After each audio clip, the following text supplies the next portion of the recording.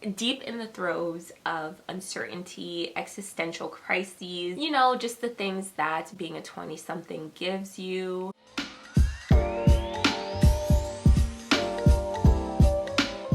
Hello, hi, welcome to my channel. My name is Ebony, but I like to go by my pen name EKG, and I'm going to be revealing to you all what kind of writer I am according to BuzzFeed. I write poetry and other things. You can find some of my work on my Instagram at ekgwriting. That'll be linked down below. But if you haven't noticed, or if you've been around for a while, you know that I initially started this channel, yes, to share what I've been reading, but also to share my writing journey, my writing process. And then 2021 happened, and I probably only wrote about a few poems this year. Honestly, my writing has been non-existent, so I'm going to be taking BuzzFeed quizzes to help me remind myself who I am. Like, what is my purpose when it comes to writing? I mainly write poetry. I have been published in a few lit magazines, and I haven't really been submitting anywhere recently. I did earlier this year submit to be a part of a workshop, but I unfortunately did not get it. It's okay. I was on the short wait list. It was a very competitive applicant pool, and there was a lot of interest, so I just found it to be an honor to be included in the short wait list. That's okay. You know, that's the thing about writing. You win some and you lose a lot. It adds character. It gives you grit. It gives you resilience, and I need all of those things or else I would crumble. The first quiz that I want to take, make some word associations and we'll reveal what kind of writer you are. Just to give you a little bit more about me, when I'm writing, I usually see images in my head, and to me, poetry is the best medium for me to capture those images. They are usually disjointed, and I build upon the image. So for instance, I just recently had this image in my head, and it was of you being on a train, observing someone who is standing on the platform, and the train is moving fast by them. So this poem to me feels like it's going to be about perspective and what that brings to observers and how it's different for each person observing the train moving forward on the platform, and the person who is currently on the train absorbing the platform, and the person standing on the train staying still essentially, or moving away from them. First quiz I'm doing to figure out what kind of writer I am is make some word associations, and we'll reveal what kind of writer you are. So the first one I got, we'll give you a word and you choose the answer that you associate with that word. I'm just gonna go for my first instinct so I can get the actual raw reaction out of me. So for read, I have techniques, question, analyze, summarize. I think analyze, like when I read things, I love analyzing. Invention and idea, getting idea. Genre, characterization, inventive, subject, wide-ranging. I love a good inventive genre. Like, I just love something that doesn't exist, which explains a lot. Research, support, statistics, argue, warrant. I want to say argue because I want to be combative, but I'm really not combative. It's not in my nature.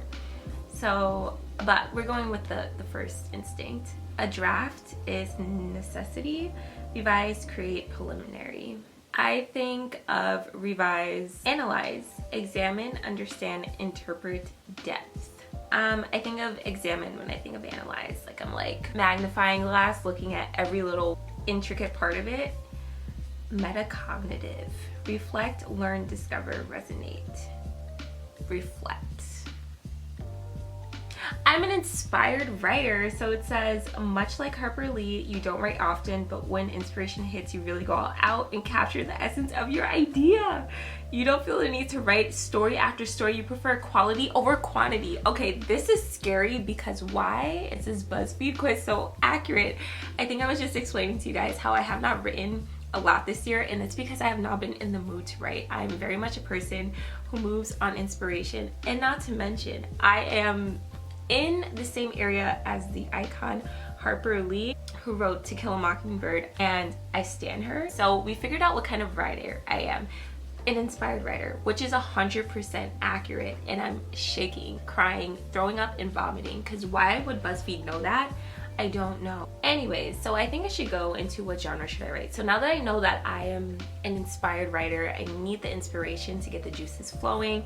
Very much prefer quality over quantity. Okay, what kind of writer would you be? Discover your genre now. What's your favorite color? Blue, pink, red, black. Black is my aesthetic. Contrary to this, I typically wear mostly black because I am living out my 12-year-old Hot Topic fantasy as an adult. And that just is full circle. That's what being full circle is. So I'm gonna go with black, you know? I'm not blue. I'm not much of a pink girl. And red is okay, but it's a little intense. Pick a little snack. Popcorn, candy, chocolate, ice cream. Ice cream, no doubt. Cookies and cream, me, please. Cookies and creamy. Popcorn just gets stuck in my teeth. So does candy, and I'm not a fan. Chocolate is my backup. If there's no good ice cream, I choose chocolate.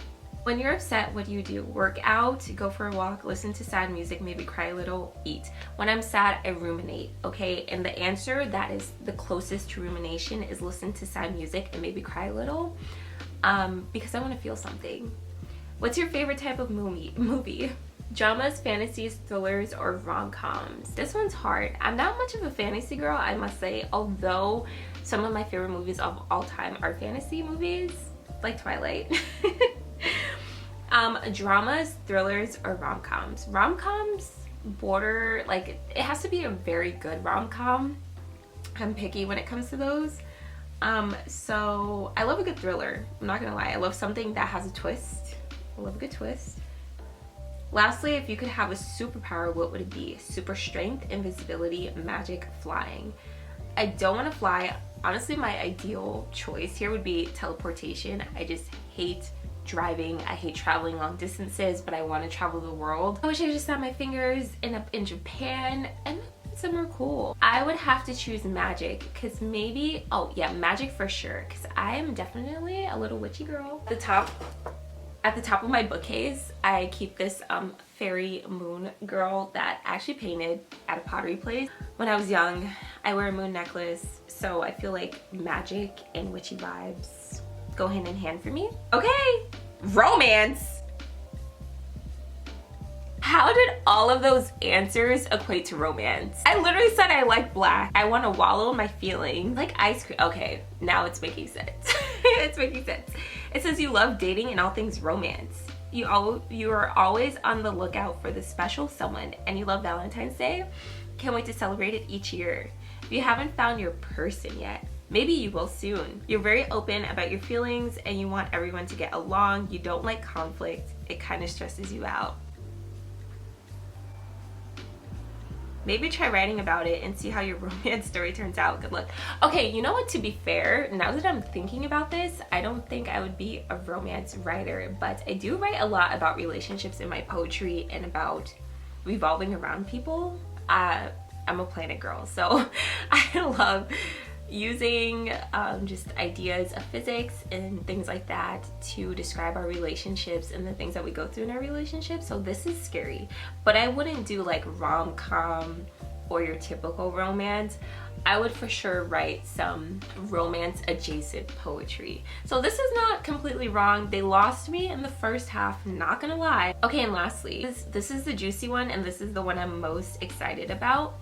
Says answer 10 questions to reveal a poem that describes your personality. Answering 10 questions to reveal a poem that perfectly describes my personality. Before we get into this though, I should give you some general information about me. Deep in the throes of uncertainty, existential crises, you know, just the things that being a 20-something gives you. My big three of my zodiac: Aquarius sun, Cancer moon, Leo rising. So that should tell you a lot. I played basketball growing up. I rarely cry, but when I do cry, it's waterfalls, and I love listening to sad girl music. So let's do this. Who are you? A young rebel dreaming of change and freedom, a fairy sprinkling hope over lost souls, human, a poet staring into the void demanding answers.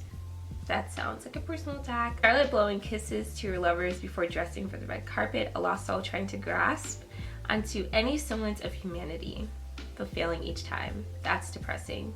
A student laughing with your friends and cherishing your youth. I wish. I'm between a young rebel dreaming of change and freedom. It speaks to me because I do dream of that. I want to destroy all systems. And a poet staring into the void demanding answers. I will go with this because it feels the most at my core, my true being, because I am demanding answers on how to cultivate change and freedom. So we're going with the poet staring into the void demanding answers. Who is your muse? The beautiful, snarky boy who breaks all the rules and questions the existence of morality? Hell no. The elusive figure who appears in your dreams, whom you can't seem to recognize despite suspecting that you know them in real life. The woman you saw on the street the other day getting out of her car to help a blind girl across the street. One of Oscar Wilde's creations that walk the fine line between morality and a sin. Ooh, I love a good walking the fine line. I am all about it. That's why I love villains, very likable villains. One of my favorite movies is The Dark Knight with Heath Ledger. I think Heath Ledger did a phenomenal job playing the Joker and really blurring the lines of humanity and what it means to be good and evil. So I'm going with Oscar Wilde, whose siren song would lead you down the path of destruction. Harry Styles, Sufjan Stevens, Paul McCartney, or The Libertines, Hozier, Mumford and Sons, or Block Party, Arctic Monkeys, Amy Winehouse, Sam Fender, The Moody Blues, The Velvet Underground, The Who, or The Shins, Marilyn Monroe, Elvis Presley, I'm Not a Retro Girl, Ariana Grande, One Direction, Gorillaz, or Cigarettes After Sex, Zayn, Louis Tomlinson, The Neighborhood, The Lumineers. I don't know, it's like a close between these three here, Ariana Grande. But something about Amy Winehouse, I'm choosing solely because Amy Winehouse is in this category. Her voice is just so powerful and you can really, really feel the emotion and everything behind it. Any Amy Winehouse song could convince me to go down a path of destruction for sure. What color palette paints your soul? Rose, coral, red, and salmon. I'm not a red tone girl.